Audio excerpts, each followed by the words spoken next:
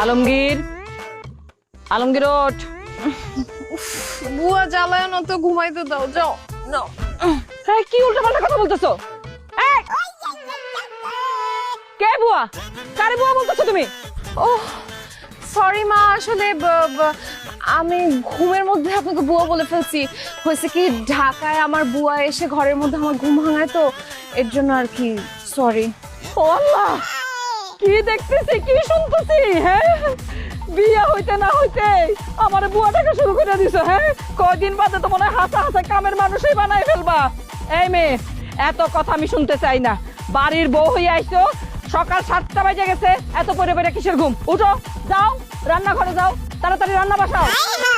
Sorry মা, আমি তো রান্না করতে পারি না। কি রান্না করতে পারো না, কিন্তু পটাইয়া পটাইয়া আমার পোলার মাথাটা খাইয়া ঠিকই তো বিয়ে শাদী করে ফেলতে পারছো। হ্যাঁ, এত কথা শুনতে চাই না। বড় লোক গিরে এখানে হইব না। যাও রান্না করে যাও, রান্না বান্না করো।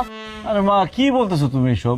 রাইনা হইতেছে গিয়া বড় লোকের মেয়ে, সে জীবনে কোনোদিন রান্না বান্না করছে? রান্না বান্না করা তো দূরের কথা, রান্না ঘরের আশপাশ দিয়ে কোনোদিন হাইটে যায় নাই।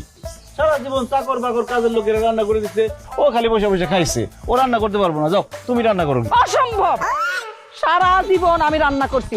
এই বাড়িতে বউ হয়ে আসার পর থেকে তোর বাপের রান্না করছি, তোর রান্না করছি। এখন বাড়িতে নতুন বউ